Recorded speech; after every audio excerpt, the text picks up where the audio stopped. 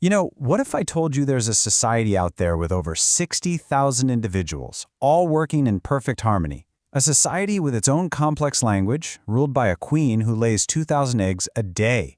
Well, today we're journeying right into that world. We're going to explore the science and, really, the art of apiculture, or as most of us know it, beekeeping. So get ready, because we're diving headfirst into the hive. All right, so here's our flight path for this explainer.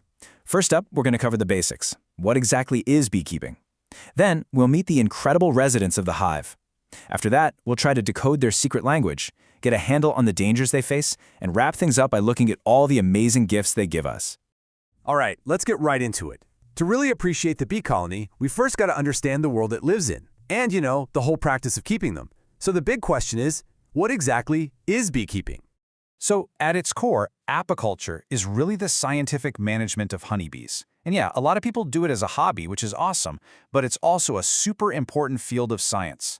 Beekeepers manage these colonies in places called apiaries. And they're not just doing it for the delicious honey. They're doing it for a service that is absolutely vital to our entire food system, pollination. So, you might be asking, why keep bees? What's so special about it? Well, the advantages are just huge. For starters, you get amazing products like honey and beeswax. Plus, you directly boost crop yields for everything from sunflowers to all kinds of fruits. But here's what's really cool. It does all this with very little land and not a huge investment. And it doesn't even compete with other types of farming. It's a total win-win for both the economy and the environment. Okay, so we've talked about the big picture. Now let's zoom in from the apiary and get right into the heart of the action, the colony itself. And let me tell you, this is not just some random swarm of insects. Nope, it's a highly structured society where every single bee has a very specific job to do.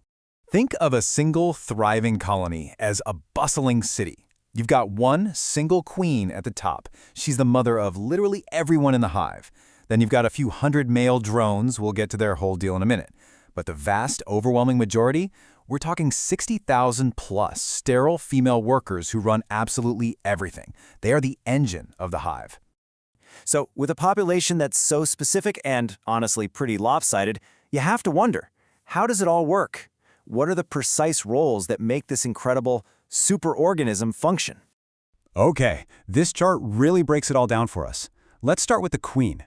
Her one and only job is to lay eggs, and we're talking up to 2,000 a day. It's incredible. She comes from a fertilized egg, just like a worker, but what sets her apart is her diet. She gets fed royal jelly her whole life. That's what makes her the queen.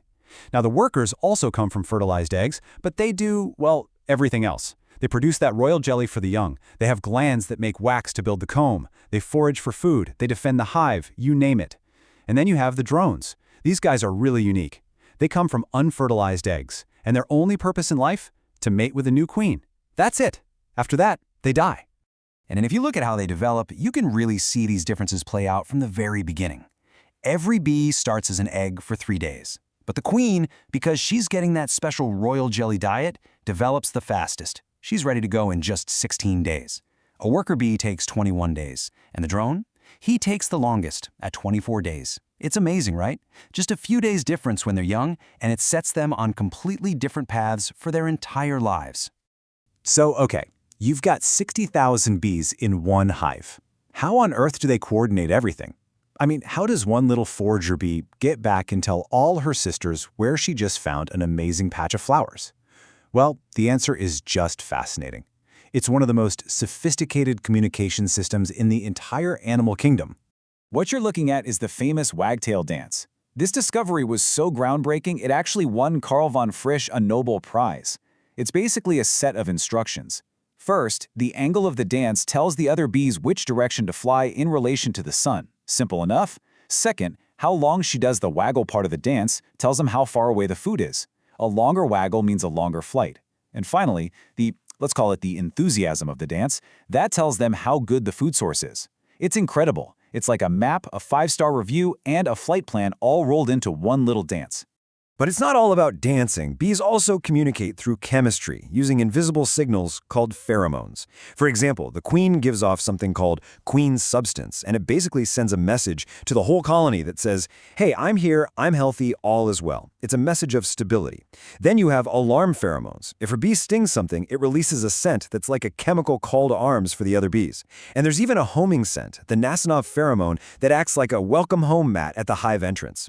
These chemicals really are the invisible glue that holds their entire society together.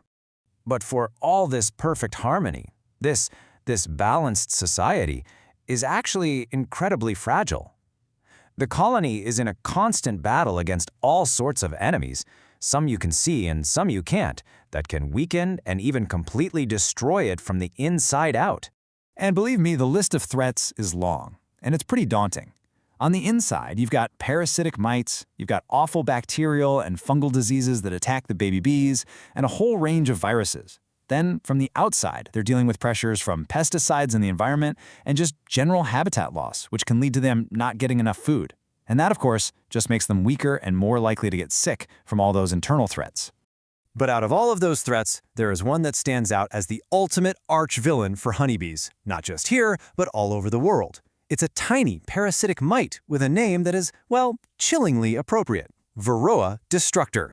The way this mite operates is just insidious. It completely hijacks the bee's own development cycle. Here's what happens. A female mite sneaks into a baby bee's cell right before the workers seal it up. When she's inside, she starts feeding on the helpless bee larva and lays her own eggs. Her daughters then mate with their one brother, all inside this sealed cell. So by the time that young bee finally chews its way out, it's already weak, and it's carrying the original mother mite and her newly pregnant daughters out into the hive to start the whole nightmare all over again. And the damage this causes is just catastrophic. You can actually sometimes see the mites. They look like little reddish-brown spots on the bees. The young bees that manage to emerge often have deformed, useless wings. The whole colony's population just starts to shrink. You see a spotty brood pattern full of dead larvae, and maybe worst of all, these mites act like dirty needles, spreading deadly viruses throughout the hive, which just demolishes the colony's immune system and eventually leads to total collapse. Okay, that was pretty grim, so let's shift gears. Let's move from the perils to the payoff. Because when a colony is healthy and thriving, it's not just a beautiful marvel of nature, it's a literal factory for some of the most valuable and amazing products you can find. And of course, we have to start with the most famous product of all, honey. Now, this chart shows that it's not just sugar water. Sure, it's mostly a mix of different sugars, but look at that little 5% slice labeled Other. That's where the magic is. That part is packed with minerals, vitamins, and critical enzymes that the bees themselves add. That's what makes honey such a unique and incredible food. But wait, there's so much more than just honey. You've got beeswax, which is used in all sorts of cosmetics and polishes. There's pollen, which is basically a protein powerhouse. They make something called propolis, which is this plant resin they use as a natural antibiotic to seal up any cracks in the hive. And then there's the legendary royal jelly, the stuff that makes queens, and even bee venom, which is collected for all kinds of medicinal uses. And just to put the nutritional value of honey into perspective, get this. It's estimated that 1 kilogram of honey has the same nutritional value as 5 kilograms of milk, or 40 oranges, or 50 eggs. I mean, that is just a staggering concentration of energy. So how do beekeepers actually manage these incredible little producers to get all these amazing products? Well, there are really two main ways to do it. First, you have migratory beekeeping. This is what the big commercial guys do. They literally put their hives on trucks and move them all over the country to follow the flower blooms and pollinate huge crops. Then you have stationary beekeeping, which is exactly what it sounds like. The hives stay in one spot all year round. This is perfect for hobbyists, backyard beekeepers, and for pollinating a local area. All right, so let's do a quick recap of our journey into the hive. We've learned that a bee colony is basically a superorganism where everything is about the collective good. We've seen how they communicate using that incredible dance language and a whole cocktail of chemical signals. We've also seen the huge threats they face, especially from their number one enemy, the Varroa mite. And finally, we've seen that when we help keep them healthy, they provide us with a whole treasure chest of amazing products. And that really leaves us with one final thought.